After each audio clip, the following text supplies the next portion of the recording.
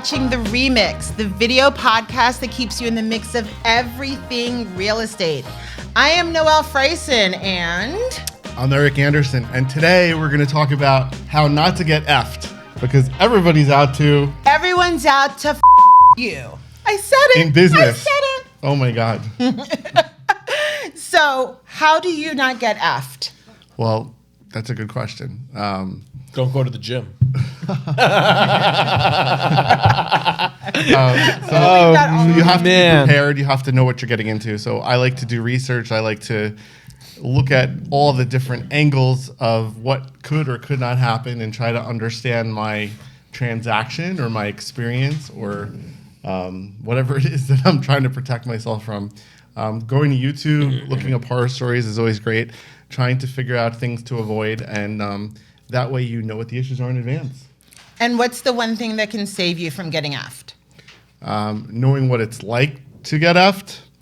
And sometimes you want to get effed because if it's part of a bigger strategy, but we'll talk about that in a second. Sometimes you want to be dicked over?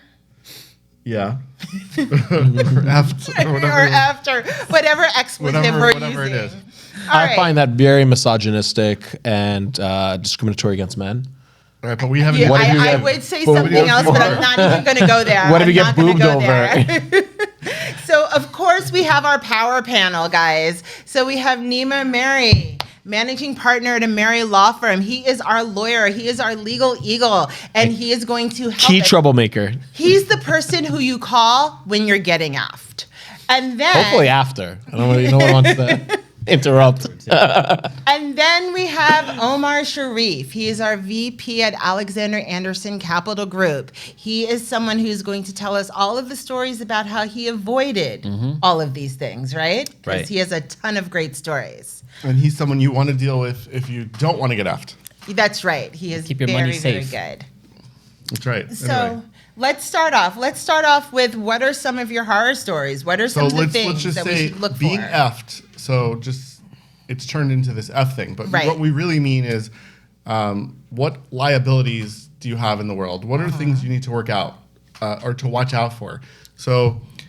in real estate, obviously. In real estate, obviously. There's so many things and so many issues in life. But a lot of people don't understand that owning a piece of property or owning a transaction or being involved in a transaction comes with liabilities. A lot of it. Okay?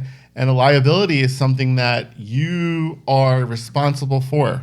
And a liability could be something as easily as something falling off a building, right? So let's say you are in contract to buy a building and you close, it's 12 o'clock, it's now 12:01, and guess what? A brick just fell off the building.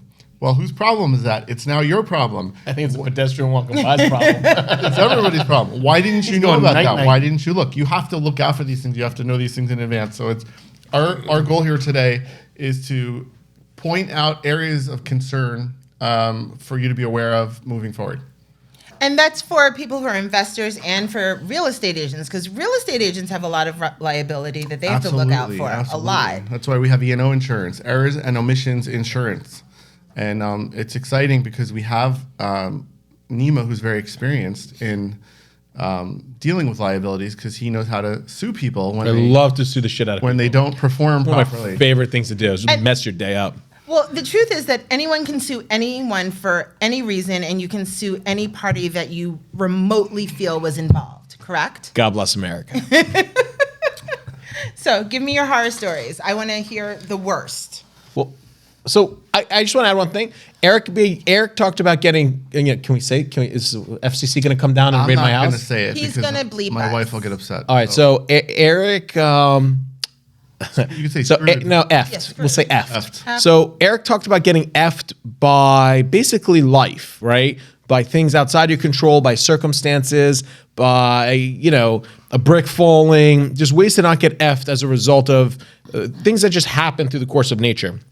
The reality is, every single one of you watching this podcast has either been effed in a business transaction, a friendship, or will be. If I would even put a wager. I would put a wager on this, but it'd be impossible to test. Noelle's not allowed to bet. I'm not allowed to bet in my house. Everyone will be effed at one point in their life and will continue to be effed. So the goal of today's lecture or today's podcast is not to prevent you from getting effed, because it's impossible, but to teach you to look out for flags to prevent you from getting effed as many times as you will. To educate you to minimize the extent of your effing. Yes.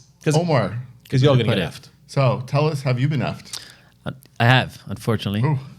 For all you ladies out there, he does not come with a clean title. Good one. Real estate humor there. All right, so I like it. within so real funny. estate, That was good. he's always got jokes.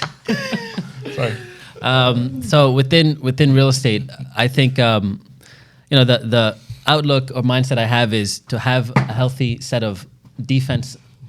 Have a defense in everything that you do. So when you go into a deal, have a contingency for everything that can go wrong, and then just put things in place. You always need an attorney. You always need insurance. You always have to fact check who you work with, your contractors, and then even if you do all that, sometimes you're still going to get effed. But Let's talk about who's going to F you the most, right? Well, he Or didn't who tell us how has F'd you the most? Yeah, How what's tell your us big your F effing story? I would say within the three I just named, when you're doing flips, you're contractors without a Except doubt. our boy Danny. Except Danny. That's why we got him. Well, can you give an example of one time that you were like, "Arr." Sure. So I would say just almost on every deal I've done, there's some issue that comes up. But the bigger ones have come from contractors not finishing their work. And if I mistakenly paid them in advance, they disappear afterwards. And then it's a game of me just trying to get back in contact with them, and I just cut it off. So Okay, so your mistake was trusting and paying people in advance. So rule number 1, never pay people in advance. correct. Definitely. What about a deposit? We just talked about that. Deposit I would do if it's an upfront deposit to get them started. Yes, a small deposit, but I wouldn't give big deposits. What's everyone's rule number one for not getting effed? Because I think that everyone's going to have a different answer. What's your rule number one for not getting effed? Know your players and know the game you're playing. And is two things. That's like you can't and. Know the game you're playing. Okay. What's yours? You just said it. Be You on can't the back defense. out. Wouldn't be. It was just don't pay your contractors in I advance. have You can't one change that it. I'm actually going to steal from him because I thought it was great when we were talking about this before the show. Have insurance. It shows that you're an adult and you're forward thinking. Okay, so I'm gonna say a different answer different from everyone's, and I'm pretty sure I'm right. what I say. It is do not give a shit about other people's feelings, because that's how you get effed. If Thank you you. start off every transaction not caring about offending someone, you will likely not put yourself in a position to get effed, because you're only going to be thinking about yourself. We have to be people at the same time. We just can't be robots. Like, you can't go into it being like, you have to care about other people's feelings. He Not when it comes to your business. So he didn't say he didn't care about people. He said he didn't care about their feelings. About offending them. Okay, there's two different scenarios. So I unfortunately care about people's feelings, which as I'm learning as I get older, I've learned that you can't always care about feelings. You have to look at it as, here's the business, this is what we're going into. And if you structure it as a business transaction, Okay. then there's no feelings in a business transaction. Feelings come in later when there's a problem, when someone needs more money or someone doesn't do something properly. That's when the feelings come in, and that's when you have to make decisions. Yeah. Or if you have a contractor and you don't want to do a detailed contract, or you don't want to be a jerk and tell him, hey, buddy, it's 2 days in, you don't have enough people on crew, because you're like, oh, he's going to get upset, and I don't want to offend him because then it's just going to get worse, right? It's these stupid, weak decisions that cause you guys to get effed, right? Walk into a room. Don't be an asshole. Don't be a jerk. Okay. But do what is in your best interest. Do what is right. Do what you bargained for. Do not feel about you're like, oh, I don't want to say that, or that's mean, or that's offensive. No. If you feel the need that you have to say something, you're already getting effed. You're already in the stages of getting effed. The question is, Stages. stop being passive aggressive where it's going to boil up and then you're going to explode. Nip getting effed in the butt. So I want. So basically, And that's have a contract in writing. Correct. Have everything Okay. in writing. Have your pieces in writing. Know what your expectations are. Okay? That's how you're not going to get effed. I made a want man. our audience to know what are some of the things? So we talked about, you said contractors. Contractors are one way that investors get effed. What are other ways that what are other liabilities Well, people are so finding? liability. So, okay, fine. You sign a contract. Now I know, right, that I have a job site. This contractor's doing a job at property 123 Main Street. See, this is where you guys are covering a whole. 123 Main Street. Well, we'll get back to your area. No, before we even get to the contractor. And what's that? What's that? This was a turf you guys cover. What's Well, the no, first we're part of every deal? going to talk about the real The estate money. and the A contract. purchase. Before you even get the contract, The right? purchase. Who do you Your represent? agent. Your agent. Well, that's a whole Oh, the other. agent, That's a okay. whole other. That's a whole other So thing. that's where the like action agency starts, right? Today's market, no contingencies, cash only. So that's about liability. So let's just go back to my example really quick. So 123 Main Street, your contractor does that deal. You hire him. All of a sudden, he has bricks all over the yard.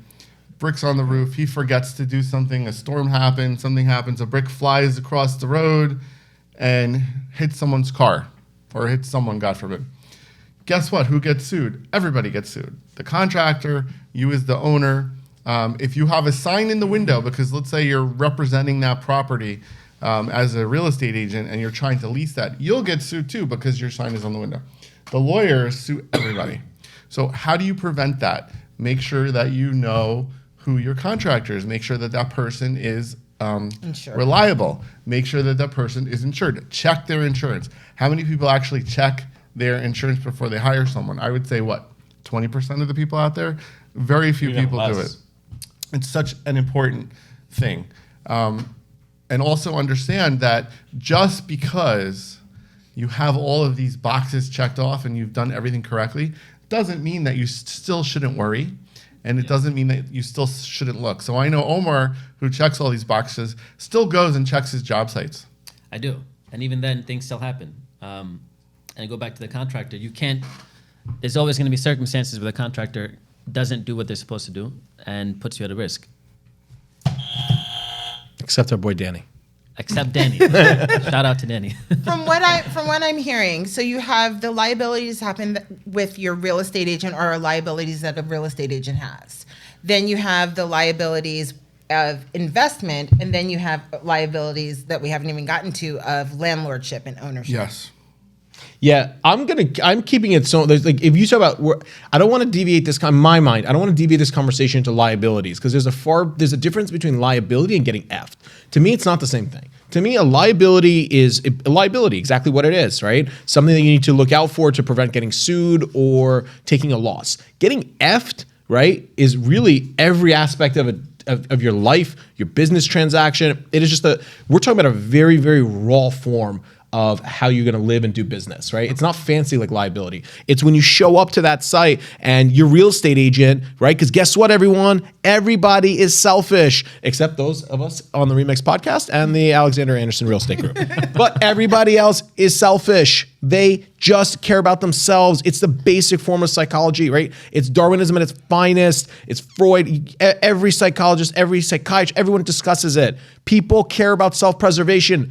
People don't give a shit about you because you're friends. You're laughing together, right? They're doing that. It's politics. Grow up. They're worried about putting food on their table for their family. They're worried about their children if they're successful. That's their priority, not you. Right? Okay. I have something that I just did that I want to know my liability on. Okay. So word again.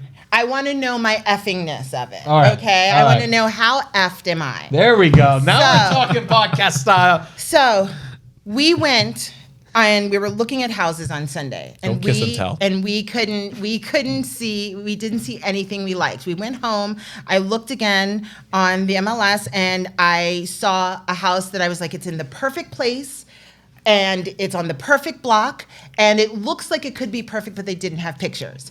Final and best was due next day morning, so I made an offer on sight unseen. Now, what is my liability if they accept that offer? No, it's residential real estate. They're going to accept it, and then you're going to get into attorney review rider period, and then you're going to drive over and look inside. Now, if you continue to do that deal without going inside, and Oh, no, that wouldn't happen. and this is what's going to happen. We'll talk about this next podcast. If they accept Noelle's offer, they're going to turn around and get into attorney review, and they're going to make the whole transaction as is, no contingencies, right? That's what they're going to push for. And if it doesn't pan out, which it likely won't, because if Noelle is smart, she's going to talk to Eric or Omar or any of the other experts on this panel, and they're going to tell her, you played yourself, don't do it. Why'd she play herself? Because she's walking into a transaction she's never even seen, she's never even looked at. But I no know I'm problem going with that. into attorney review. I've done that before. And get out of attorney review.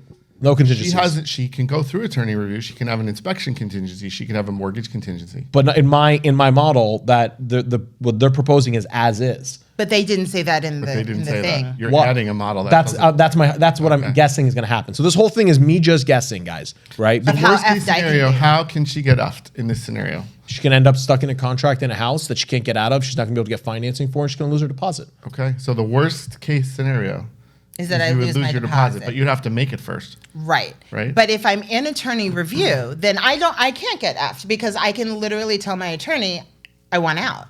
The trick would be once they accept your offer, okay, To send and that you're- letter. and you're in attorney review, you have to have the person that represents you, your agent, somehow create an excuse for you to get back in that house. Yeah. Yeah. Right. That's it. And Back in she's never been in. my real estate agent has already thought about that. So you have a very good real estate agent. I do. Right? I do. I look at the empty spot right there.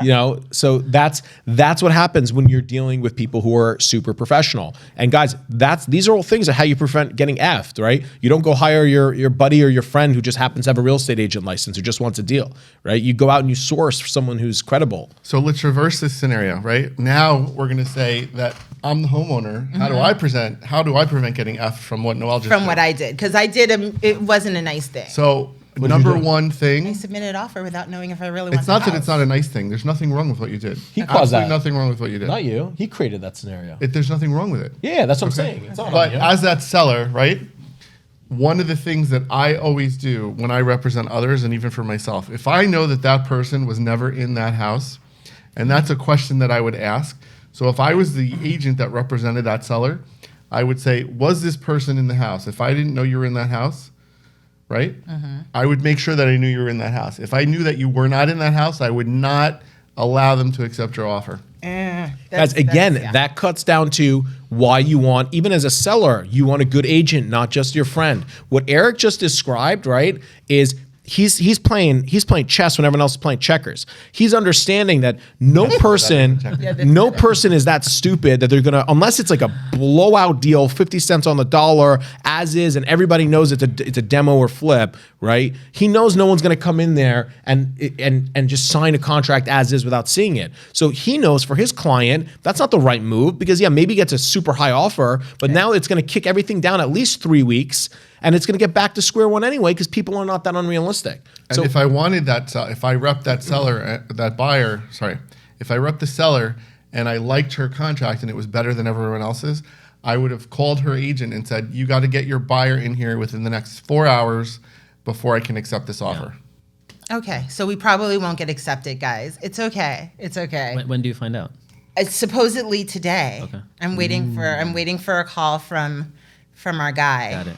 So good it'll luck. probably be a no. yeah, but- everybody, cheers to Noelle's offer getting you. accepted and her not getting effed. Right. But guys, she's putting herself in a precarious situation, right? Because as is the way this deal's starting, it smells a little like someone just was effing in that room. Well, I mean, I don't smell anything. I think there's nothing I'm wrong talking with about the what room she of the did. brokers and I agents think- and negotiating. I mean, the deal. just so we know, this market and the specific town that I'm looking in That's too aggressive with that. is Hey, we have dialed that back. is making it so you have to just be like, I don't know if I really want it, but I got to jump on it because there's nothing. And there's nothing there. let's be a little bit fair. Noelle has looked at the outside of the house. And Yeah, she I does dro- want this neighborhood. I was stalking that house last night. I kept on driving by. I'm sure they've taken my license plate. Yeah, so she wants the house, she wants the neighborhood, she wants everything. And Noelle even found pictures of the inside of the house from like did. 10 years ago when it was sold before. So she knows what she's getting into. She just hasn't been inside. I think she's setting herself up to get effed. I think that she's now put so much emotion into this transaction, and she's created in her mind a desire because of the exclusivity of it and the not knowing of it, I think she's now clouded her own judgment. Interesting you say that. That is very interesting because I have all last night I was talking about it. You're right. I have put a lot of emotion into it. Now you want this, and in your mind you've created something that is He's right perfect about for that. you. He's right about that. But I don't know if it's right because I haven't seen inside. But It's now you've effed yourself mentally. well, You've seen the inside through pictures. through pictures. And you said but to me, from I 10 like the pictures that I Yeah, saw. the pictures that I There saw you from go. 10 years ago were nice. But anyway, so And it's you just never found rained out from two there to ways- now. Two ways that someone could be F there. So let's talk about buying a flip. Ooh. Okay. You're Because definitely buying gonna a get effed, flip Yeah. has some Yeah. interesting challenges. How could you be F'd in buying a flip? What should you do to prevent it? There's so many ways. Hi. No, well, to start with, most flips that you buy will be bought as is, and you may not have enough time to do a due diligence inspection. So it could be similar to that, your situation where you buy something and you don't know what you're getting yourself into, and your rehab estimates are not what you planned for, so you underestimate what the repair costs are, and it ends up being significant. Is that normal? Because on all of those HGTV shows, Mm-hmm. they always do that. They're like, we're doing this sight unseen, guys.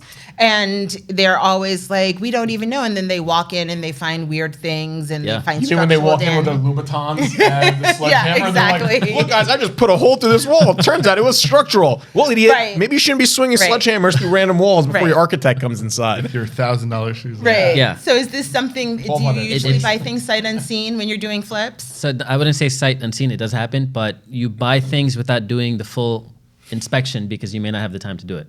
If there's multiple bids, they'll take the highest and best. If it's a good deal, you have to So mitigate your losses. in that situation, my opinion, money factor. If Yeah. you're going into a bidding scenario on something that's as is, you know you're not going to do your due diligence, I walk because I'm going to be surrounded by idiots who don't know that there's going to be all these additional costs, idiots who don't know that the market can change, who don't know they're going to go over budget, and those idiots are going to bid up the property, they're going to bid up the project, and then I'm going to be chasing something that doesn't make sense. That's a good so point. So- I usually walk on those deals, So but I'm if not it's- saying I'm right. Yeah, no, if it's multiple bids, you're right. I would walk too. But if it's an off-market deal and the seller's like, look, I don't have time for you to come in and do your inspections, yeah. Love those. If it's an off-market, sometimes you'll find yourself bidding against one other person and the seller has a price in mind already.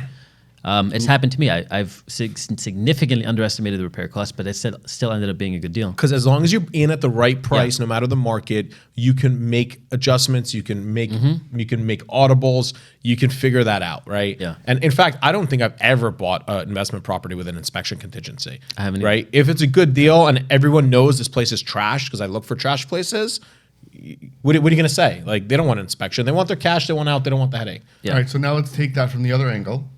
So if you're buying a flip that's being flipped and you're the one that's being flipped to, you're the end user, how can you get F'd in that scenario? I got a great story for someone who got effed, actually, who was referred over to me by our friend Danny. Very, very interesting. So I don't mean to cut you off, Omar. Do you want to say a story? No. All right, because it's just popped in my mind. Omar's like, Sounds no. interesting. I just love the topic, man. He's I'm a like, I follower. want to hear. I want to Story hear. now. All right. So this gentleman, I'm not going to get details, names, towns, nothing like that. Bought a house, newly renovated, looked beautiful, right? Turns out all the windows were improperly installed, which was causing a significant issue of leakage. Because, again, guys, a lot of people out there now are watching HGTV, are listening to this podcast and thinking that, Yeah. just by a little bit of information, all of a sudden they're flippers, right? If that's even a real word. Is that what we call They you? do construction. They cut corners. You need to take Omar's class before you actually flip a house. you need to start with Omar's class. Then you got to call him up, lure him into a fake date, and then just get information out of him. recareercenter.com. So this guy's now in a world of trouble because look, you're a young guy buying the flip. You see this house, it looks beautiful. There's a ton of lipstick on this pig, right? You walk up, it's There's gorgeous, a ton of lipstick on this pic. and you're looking at it and you're like, It's this is great. But then ultimately, you put up your life savings. You've been saving every dollar to buy a house. Now you got $30,000 worth of repairs. Okay, you know what? God bless this country and our legal system. You're going to sue because you have the right to do it. So how would that person have prevented himself from And what happened getting to their screwed? inspection report? it's very unlikely going to catch it. Inspectors don't go take off your sidings. Guys, inspectors are very, very superficial. It's very difficult, right? In situations like that to actually prevent getting screwed. The siding, it wasn't the window itself. It was the window itself. It's behind the siding. So if it's not done, if it's not taped properly, some water gets in, it's going right into your house. So how did the buyer find out? Well, water started coming into his house. They took off one window. After closing. And then they realized it's on all the windows. Wow. You need to put a special tape around the window that basically weather seals it. Now, you really can't prevent that other than getting very detailed, right? Look for the seller. If your seller is John and Jane Doe and they lived in that house for 30 years, guys, odds are that house is decently maintained. Right. Maybe not perfectly, but people care about what they own. If you're buying a house on 123 Main Street and it's owned by 123 Main Street LLC, well, guess what, guys? You're buying a house from a shell, really very little ability to recover. You're going to sue a company that no longer exists because it has no assets. You have to try to pierce the corporate veil. You're going to spend tens of thousands of dollars on a lawyer. So really, if you're buying a flip in today's market, and it's funny because I just thought of this in terms of as I'm talking, I would say always look to who the seller is, and if it is a newly formed LLC, beware, be extra cautious, and don't just go with a regular home inspection. Maybe get an architect in there. I don't know. I mean, but you have to really go to a family So there's friend. no recourse. There is, but really, what are you going to do? Well, I've heard that places like Walmart and nothing against Walmart, but places we ain't trying to get sued by Walmart. Right. I'll pass on that. Places, big corporations are buying flips and actually getting into that business. They just had a CNN thing about it. Well, there was So how do you fight Walmart Jeff Bezos bought his first 2 houses, and home ownership. them? No, they're buying them and holding them for rentals. Home ownership is becoming a corporate enterprise. Yes, right. That's what I've heard. And because at the end of the day, look. I don't know, go talk to an economist, although, Warren Buffett thinks economists are idiots and they're all poor. But if you look at, they talk about how we're not a country. Yeah, it's very interesting. The quote's hilarious. We're a service country. We're not manufacturing the way they used to be. Mm-hmm. And right now, money's in real estate, and it'll always be because people need a place to live. Right. So why not when we grew up with the American dream was owning your own home. Now it's owning a home and renting it to someone else who can't afford that home. So how do I fight Amazon when they give me a bad home? You look at these places in Italy that give out free houses and you just move over there. Actually, I think if Amazon was the one that gave you the bad home, you probably have better recourse than if it was that it's one. a corporation. They're fully insured. They have to pay it out. Yeah. You don't worry about buying it from a corporation. And look, I'm just saying this universally. Everybody screws up. Everybody cuts corners. Mm-hmm. But if you're buying just a hypothetical, a Toll Brothers property, they're a massive enterprise that has financial holdings and cares about their product. If you're buying from 123 Main Street LLC, who this dude renovated 2 bathrooms, has a couple bucks that he got from his inheritance and wants to now become an investor and flip a property, and he's cutting every corner that exists because he doesn't know better. What are you going to do? So that's actually scary because today's market is so strong that people are throwing offers at all these houses. So if you want a house and that flip is the only one out there, what do you do? You have to weigh your risks. One thing you have to. That's your answer. You got to weigh your risks. Weigh your risks. But if you feel that the work may be shoddy, you could make sure that you get the permits from the city. Make sure the permit pulls the permit. Okay, that's good. Your lawyer should tell you. Listen, every lawyer, even good agents, I know, I've spoken with Adam, who's not on today, but Adam tells his clients to do Oprah requests. Yeah. You go, it's a form, they have to turn over all the records. But guys, what does that really tell you? Because some stuff just doesn't require. It doesn't, you're right. I had a case actually where luckily this gentleman had money. And he was able to pursue, and we sued the home inspector, and we sued the broker and all of that. But at the end of the day, his home inspection didn't reveal much because home inspections come with, if you read them, there's 1,000 waivers in there. They say this is just a cursory review. We don't make any guarantees. If you have a bad roof, these are significant monetary repairs that go into a home. That's why I'm so adamant about being against this culture today of as is, where is, no contingency. Yeah. There's no way out of that. If you want a home and you don't want to be homeless, then you're going to have to waive something. I mean, you're not out. I mean, you have a home. It's beautiful, and you're in a great place. No, I'm you're right. looking for a home, and literally, I will tell you the things that are on the market. I wouldn't put my worst enemy in. So, and again, guys, we're talking about getting effed. Today's society, today's culture in real estate is you walk out the door and you want to buy a place, you're already in the pathway to get effed. right? You need to be even more diligent and careful. Like poor Noelle has she has kids. She wants stability. She wants a home. These are all real things. But guys, when we talked about this in a prior episode, right? I think it was 2-3 episodes ago. When you get emotions involved, and it's inevitable not to, you are making decisions that may lead you to get effed. Now, when you're in a different, we're talking about residential. When you're in a world like commercial, Right. like Eric, it's a different beast, right? Because you look at things, you know what you're getting. Everything is as it is. Commercial, you can move stuff around. It's not a one-family house, and usually it's a big purchase, You don't and you're get prepared. emotional, but do you guys put emotions into anything? Oh, I get emotional. I'll be unfair. I am never emotional. I don't. I laugh at that. I'm emotional about everything. I get attached to everything. Right. I love everything. Real estate is an addiction for me. It's like other people go gambling, I go buy buildings. Yeah. But I am learning that you can't be emotional. And when I am emotional, I'll turn to Nima or Omar or Noelle and I'll throw out my thoughts and I'll say, this is what's going on. You know, I really want this, but look at all these other factors. Help me in a non-emotional point to manage and to decipher what's going on. So another way to prevent yourself from getting effed is go seek advice. Yes. And if you don't Especially have the from money to someone like talk to a lawyer, okay, talk to one of your friends. Talk to someone that's been in that world or that's been in that industry. Talk to a contractor. Talk to somebody who can shed an unemotional spotlight on it for you. I'm going to give you some credit here, Eric. You're not an emotional person. You are an emotional person in life. You are emotional because you love real estate. But when it comes to being an investor, you are not emotional. The decisions you make are predicated off of value. I've never seen you overpay for a property. And if you are emotional, so Eric is a big investor here in Hackensack on Main Street. Eric, Jersey. Yeah, but he gets a lot of opportunities and he passes on a lot of stuff. For him, he loves Main Street. He basically created the Main Street Alliance here in Hackensack. This man even invented that billboard that says the SAC. So if you want to send any emails, I had to help with a lot of other people. he was the And I he was the didn't brainchild the alliance. of That's that true. big But I SAC helped get it sign. that big sack Right? sign. So if you're ever thinking about the SAC, think it was Eric Sack, right? No, it's not my sack. No, It's Hackensack. Eric It's Hackensack sack. Right? So when you're thinking about this in context, Eric has had a ton of opportunities to the SAC. Eric has had a ton of opportunities. I know firsthand you have passed on a lot of stuff that you just knew was overpriced and didn't make sense. And you love this Main Street.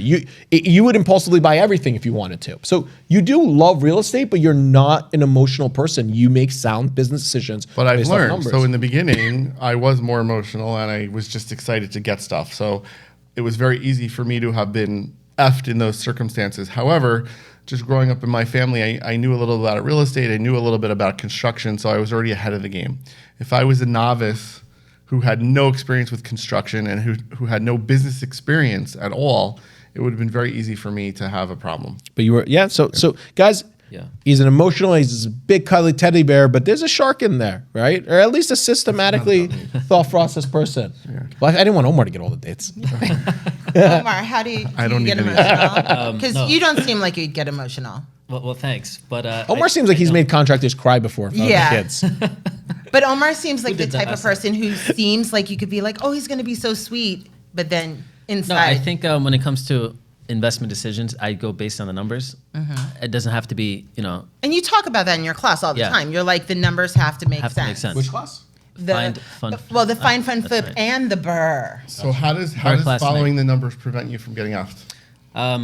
So I'll give you an example. I have a client right now who is looking to get into investing, In and the sack? Because you don't want to get effed in the sack. Oh my God. he's not in the sack, but he's in a different sack.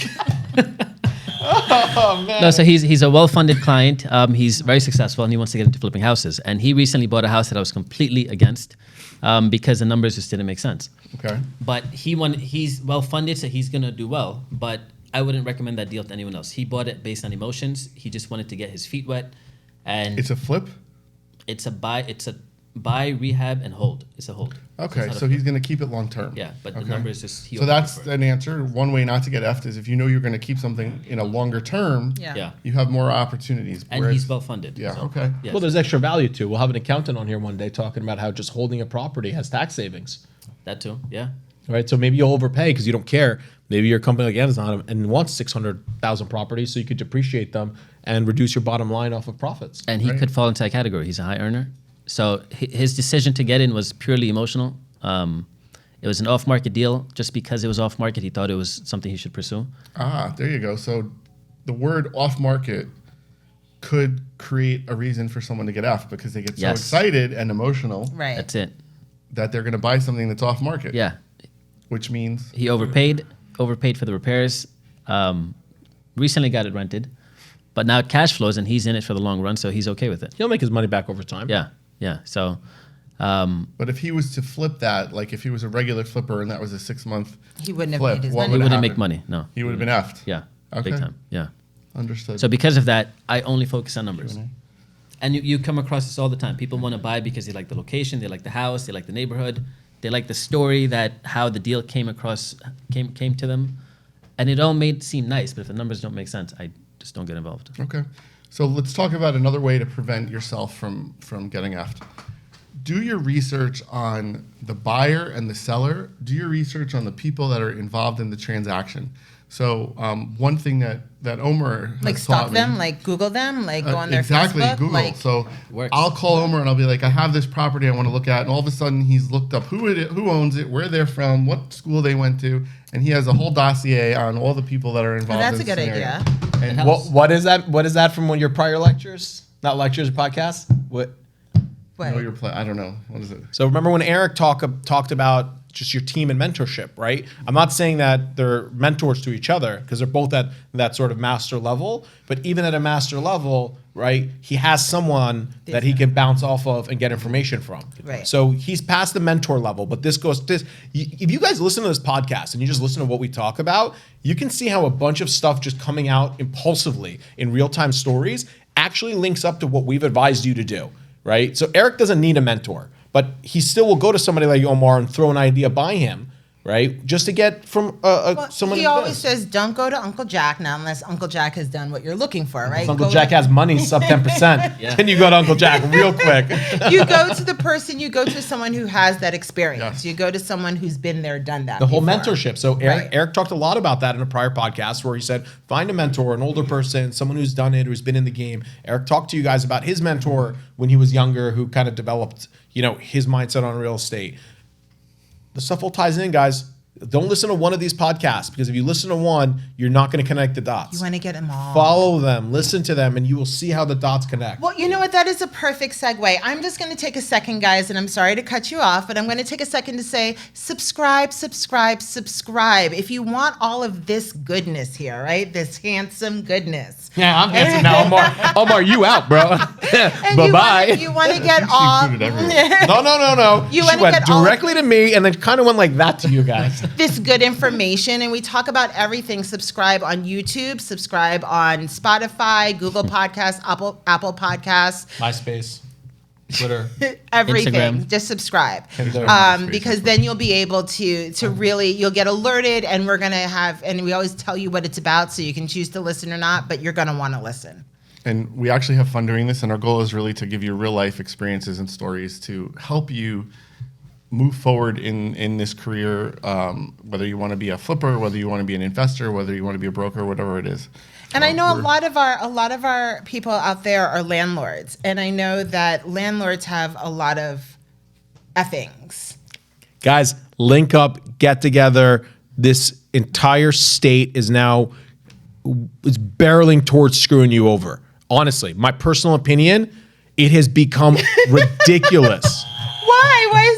You talking about New Jersey? Yeah. All right. Anyway, Why? Yeah. No, New Jersey's awesome. It is. he's Listen, talking about property taxes and all that good no, stuff. I'm talking about No, the actually- laws, legislation actually- being so actually- pro-tenant. Yeah.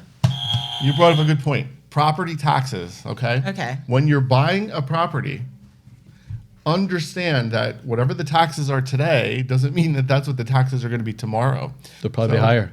Always be concerned.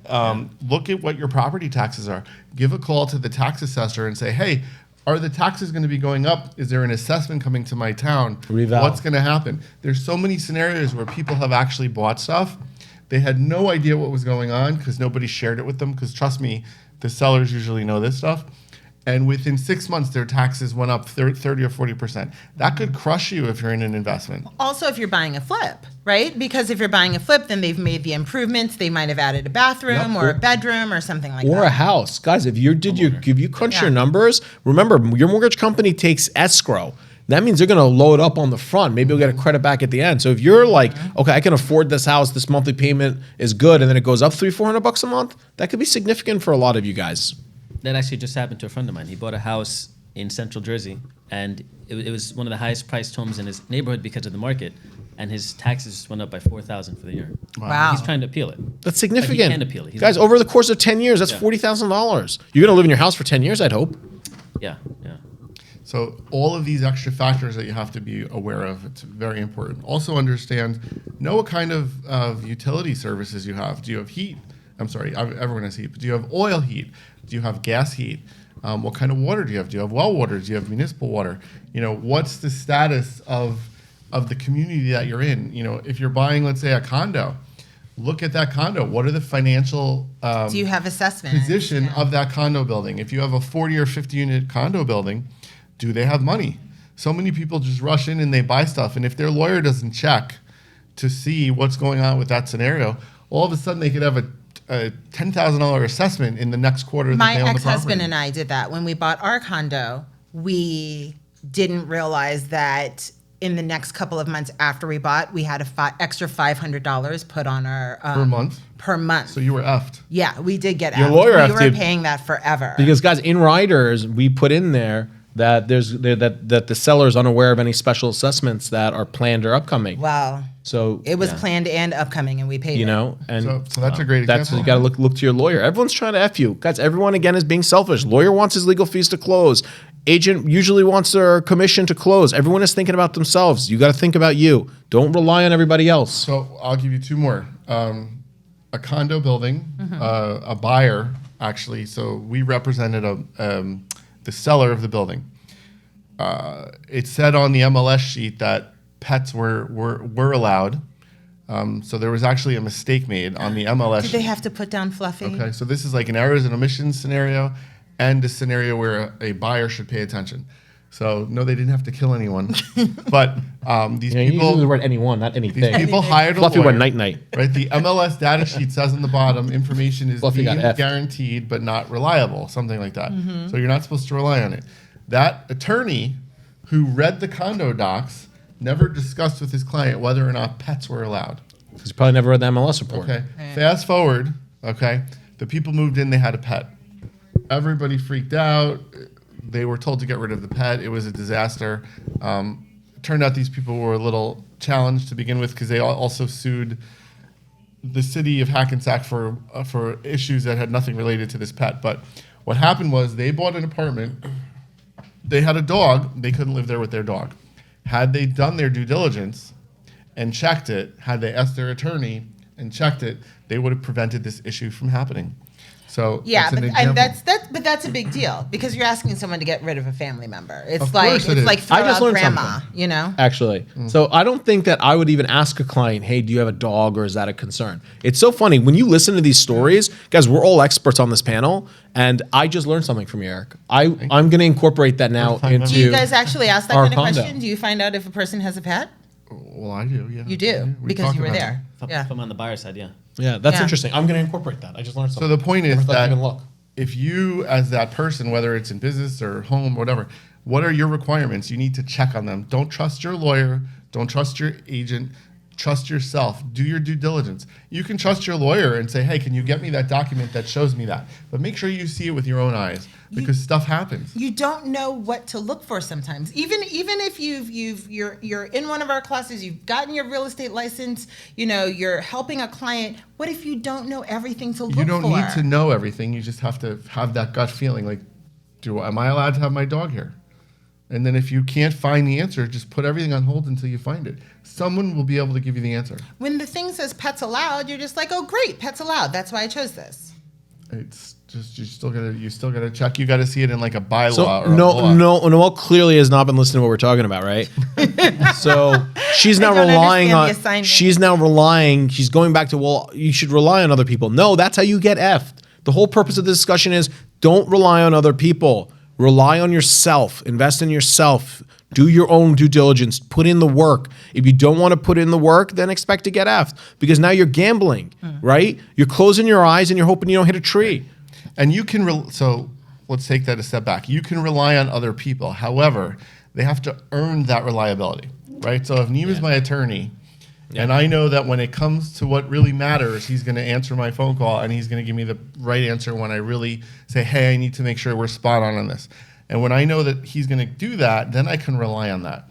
But if I just met Nima for the first time and I had no idea what his track record was and I didn't have someone to refer me to him, I would want to do my own due diligence, because guess what? Once those papers are signed, he's done. It's my problem. Okay? If I can't make the payment, or if I can't have my dog there and my kids are crying, I'm the one that's going to be dealing with that every day, not him. Yeah. So very, very important. Yeah, and to Eric's point, guys, when you hopefully get to our level, maybe our level's not that high, but whatever it is, whenever you get to that level, you've hopefully developed a core team where you can begin relying on people. My pessimism is not universal. I'm assuming everyone is just an entry-level participant with new crew. After 5-10 years of working with people, you do build a team of people you can and should rely on, because you just won't have the time to do all this stuff yourself. So yeah, Eric's point is valid, and I will divide my opinion on those of you who are newbies and just getting into the game. Perfect. And I have one more really interesting story. So Omar and I just did a deal, and Omar and I I have probably 5 or 10 years more than you, but we both have many years of, maybe together we have 50 years of real estate experience. We were in a deal where there was a buyer and a seller, and we had both the buyer and the seller. We were on the buy side. There was a seller on the sell side. Both parties had very professional legal representation. So fast forward, transaction closes, everything is done. All of a sudden, the attorney for the buy side receives an email from the attorney for the sell side saying that the buyer owes the seller $12,000 in property tax credits. Talk about that, okay? So all of a sudden now there's this seller who thinks that they're entitled to a $12,000 credit. There's this buyer who doesn't understand why all of a sudden he owes the seller money when this is a professional buyer who's bought multiple times, never had a situation like this before. Nima's making noises because he knows the situation I'm talking about. And all of a sudden now there's a problem, because this buyer, I was not the lawyer. This seller, okay, wants to sue the buyer for this $12,000, okay? And this seller doesn't understand. This seller's bought multiple properties for years and years and years. Always, typically you think when you have a deal and you close and the contract, everything's done and it was clean. So this is still an issue that's going on, but in theory, the buyer here was because effed. See how emotional I am? Keep that out. Boop. So the buyer was effed because apparently there's a clause that goes in the contract that says what, Nima? Well, typically you want to put in there and define what happens in the event there's a pending tax appeal, an assessment, a prorating of any reviews or any credits that are associated. Dumb it down. I can't. It basically just says like, hey, listen, if there's a tax bill pending, you get X, I get Y, depending on the closing date, right? You pro rata divides it. So that wasn't in there. And that's not typical. That's just typical on commercial transactions, guys. On real estate, some people put it in, some people don't, but it is something that should be considered. So basically what happened is something that, again, with Omar and my 50 years experience, we've never run across a situation like this. So we were kind of like, we thought it was amusing when we first heard about it, because we were like, this is impossible that this could happen. Mm-hmm. But now moving forward, it's definitely something that we're going to look out for. And guys, what Eric's also saying to you guys is that no matter how much experience you have, there is always novel issues that arise, right? Because what are the odds? Eric walked into a perfect storm. How many people go through the trouble of appealing their taxes if they're selling their property, right? Either they've done it, lowered it so they can sell it, or they're not bothering it because they're just going to sell. Like, there's not that many people who are like, let me spend the time and resources to appeal my taxes and then still try to sell my property. Right. And those people should disclose that they've done that it's pending. Usually, they're the ones who should be smart enough to define that they're entitled to some type of credit because they've gone through that headache. And there was no clear-cut answer. So was this recent? This is something that happened about 6 months ago. So did it get rectified? It's still not rectified because we've gone after multiple consults with different attorneys, and every attorney, including the tax office, has a different opinion. And Because it's silent. When your contract is silent, it's up for interpretation. yeah, You know, so that's it's the a problem. struggle. We haven't been able to resolve it yet because me being involved, I'm emotional and I like to do the right thing, but at the same point in time, it doesn't smell right. So It's not just a you. struggle. It's not just I had. So here's something that just recently happened. I had a massive corporate client of mine's employee come to me, and he was really stressed out. His mortgage payments had gone up by $11,000 in 2 months. He was freaking out, and he's like, "I just bought this place a couple months. Like, why is this happening?" Right? So he looked into it, and it turns out that when they closed, the seller had not paid taxes, and it wasn't put on the HUD. So now he bought a property with a past due tax bill, right? Guys, that is why you have lawyers and title So service wait, providers. does that mean it had a goes lawyer. over to him? Yeah, it attaches to the property. Tax bill goes with the property. You So can't get out of it. He didn't use an attorney? He did. And the attorney actually got pissed at me. I was like, listen, I'll give you guys a couple days to work this out because clearly this The is... attorney is liable. I'm not going to comment because I me and him hashed that out. I but will. The attorney should be liable. That's why you hire an attorney. If he misses something so blatant like that, That's huge. you can. That buyer could sue that attorney that represented him. That attorney does have errors and omissions insurance malpractice insurance. or malpractice insurance, and that would cover the situation. It's also the title. It's also the title company. Yes. Right? The title company is supposed to talk about title because title's huge in real estate, right? Whole other. Yeah, we're gonna have a thing. Yeah. on We're gonna have a title. An We're gonna We have a will title use the person on. effing terminology in our title, but yeah, guys, title's a whole other thing. But the point is, they're the ones who insure that transaction. So he got effed because he relied on his attorney and the title company. And well, at the end of the day, what else is he going to rely on? He's a first-time home buyer. Like a lot of you investors, you have an obligation to be smart because you now stepped into a world where it's like you're like, I want to be a basketball player, and then you walk onto an NBA court. There's no leagues in investors, right? If you get into the game, you're playing with pros. It's not like, okay, well, this is the amateur investor property and this is the expert investor property. Yeah. So that's actually a good point about what you just said with the pros. So early in my career, I represented a very high-end recording artist manager. So it was this young kid. Somehow he became the manager of some heavy-duty rapper. He was probably, 25. And he had these two girls that he hired as his managers. So at closing, and this was like 15 years ago, he's buying, a $2 million house. At closing, he's sitting there on his Sidekick. On his sidekick. something, I like used his to love my sidekick. sidekick. he was I love playing my he was sidekick. playing a video game at closing. I know he said two fingers. And I was just like, what? And I was dumbfounded because here I am, young. sidekick. I was so excited to be the actual person selling this house, looking at this young guy who was just a little bit older than me buying it, watching him at this huge transaction, playing a video game. And I was like, what the hell? This guy should be reading his papers. This guy should be doing all this stuff. So obviously I was right because 2 years later he lost the house in foreclosure. But my point is, read everything. I don't Yeah. care who you hire. If you're signing it, read it. And if someone doesn't let you read it, Then tell them to go scratch. Don't do it. Yep. I was at a closing once, probably about 10 years ago, and this bank, who I have a really great relationship with, they always know that my closings take like an hour longer than everyone else's Because closing. you read Because I everything. actually read the documents. Now, I'm better. I don't read them as much as I used to. He actually reads that insurance writer book thing that comes with insurance policy. And now the lawyers send me the paperwork the day before because they want me to read it before I makes get to sense. closing. But even then, you can't trust that because they could have changed it during the night. So I always read it, and it's exhausting. But remember, your name is on the bottom line of whatever you do, so you need to be careful. And that's why Eric doesn't get effed. He does the effing.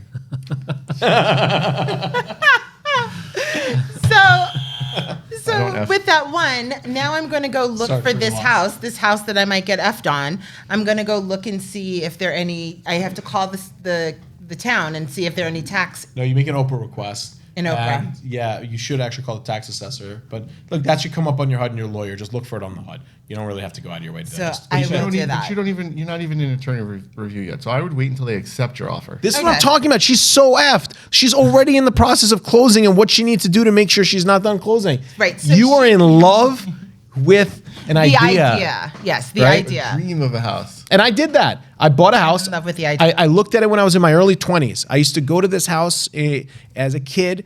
It was a couple blocks from where I grew up, and it was a magnificent, gorgeous house. And, I saw it pop up on the market one day. It was a pre-foreclosure. I said, I'm going to buy this house.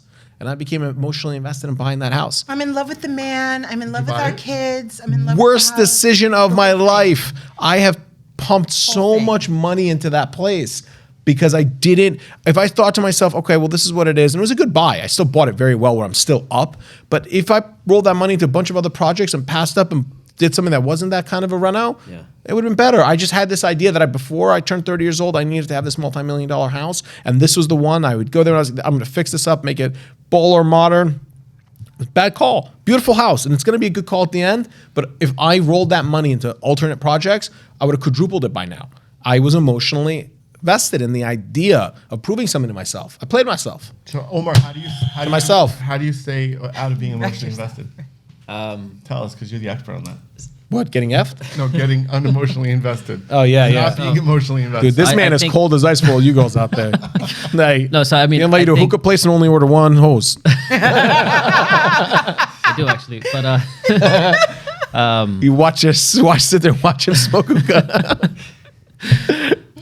I think when it comes to your primary house, it's difficult not to be emotionally Right. invested. I get that part. But when it comes to investments, I have. It has a really cute pool in the back. The But even boys then- can invite all their friends over. So- I see the life. That's why. Yeah, and Ooh. I think everyone who's looking for a house right now is in that position. Just popped in my mind. But I don't know. It's if you love the home, sure, but it still comes down to all the other metrics. We'll see what happens. Can I? So there's some people watching this live, right? A lot of you guys are going to watch this recorded, but there's some people watching this live. If you're one of the lucky few, I have a question for you guys, and if you can comment on this because it just popped in my mind. How many have gone into a relationship with either a man or a woman that you knew you weren't compatible with, but it was just an emotional decision because you really, really wanted them? And if you've done that, did that relationship end up well? Versus relationship you've been in that you guys, kind of spent that time to get to know each other and you realize I'm divorced, so I'm just gonna throw that out there. Okay. Let's just put right? divorce. But you were probably madly in love when you met him. The emotions were Yeah. definitely there. How did that divorce? But were the elements- The real estate. That's what I want to know. Were Like I'm the all about real estate. were the elements necessary for it to be a successful relationship present, or were there red flags? Were there issues that you overlooked because you were emotionally attached? So, guys, I want to see some comments come up on the Patricia live. said when you're younger, everyone has that when they're younger. Perfect. Everyone. But you guys, so Patricia, are you acknowledging that there's a difference between the relationships you've thought through and the relationships you've impulsively jumped in because of an emotional desire? Is that what she said or you said? Yeah, no, she's saying that she's typing, but yeah, she's saying Oh, man, Noelle goes managing you too. she said yes, of course. Okay, great. Who else other than Patricia is actively being awesome and hearing us be cool? She says woman power, right? Patricia? There you go. There you go. So I'm sure everyone on that's listening has not thought through a relationship. It's part of growing up. It's part of becoming a man or a woman. Or now I don't think Or they- that. or Right. it. And that's a great point, right? If you don't know where you are with your relationship, whether you're a man, woman, or whatever, don't get involved in a real estate deal with that person. Okay? Without permission. Oh, you played yourself, sir. He said person, not with permission. Is there an Out undo? your ears. Control Z. Make sure you know who your partner is. Okay, so prevent yourself from getting effed in a partnership. Okay. Well, I mean, I think it depends on the partnership. Because if Make you're sure trying to you prevent know. yourself from getting effed in certain partnerships, yeah. Make sure you know who you're getting into bed with, figuratively and literally. Date that person. This is Spend great. time with that person. Go out to dinner We with were that just person. talking about that. About Toes in the water, guys. Listen, Huh? go out and Partnerships, yes. hang out with that person, see them, get drunk with that person, interact with them, see how they act with their friends, get to know their family, get to know their friends. And by seeing how that person interacts in that scenario will lead you to how they're going to interact in your partnership. Because there are challenges in real estate. Sometimes you could be flying high and making tons of money, and then all of a sudden the roof breaks, or there's a fire, or there's an issue with the tenant, and now everybody's like, "Oh my God, we don't have the money," and now you have to. Well, that's a lot of the getting Go through screwed. issues. You guys are getting screwed when screwed, Effed. effed. And you have to make sure that that person that you're going to be a partner with won't F you when the time I go want to bad. say you're amazing, Patricia. She said I thought she was gems talking about are me. being dropped right now. She's saying that you guys are speaking truth. So. Yeah, listen, we Thank you. come on this She's so show sweet. every week, and we're not scripted, we're not rehearsed. No, we're not. We come out here and we spit out hot fire. And speaking of gems, right? My wife will argue that jewelry is a great investment. I think real estate's a better investment. So. I'm gonna do I don't Eric a know. favor here. I like the jewelry I'm not too, to go down that so road. we can do both. But guys, all of us at this table have been effed, will still get effed. You do not reach a level in your life where you stop getting effed. It just understand that it'll You happen. get effed less. Be cognizant of it and figure out a way. And if we can give you a recommendation, at least me, you are all gonna get effed. Just don't let the effing go on too long, right? End it quickly. Be cognizant of it because it's not gonna change or get better, and it's not gonna go away. End it. Look at it and find a new way. Restructure, replan, move forward. So Patricia says, fail forward and fail fast. She's auditioning to be on the show. And send us your emails. Send us your Yes. stories about getting effed, and we'll tell you how we would have prevented that or how we could have helped you identify that earlier. If you No pics, send please. in an email to info@recareercenter.com asking anyone a question, this is for people who are live with us or people who watch us on YouTube. If you send in an email asking any of our power panel a question, we'll go over it and you could be on this show. We could address your question right away. All right. So last words on being effed. How do you get effed? Well, how do you get out of being effed? How do you get out of being I wouldn't be able effed? to answer that one. How do you get out your final effing word?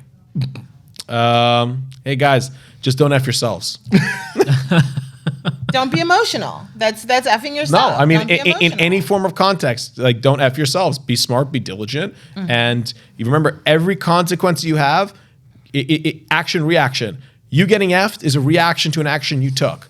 Everything you do, what comes back at you, it's like a boomerang. What is it? Newton's third law.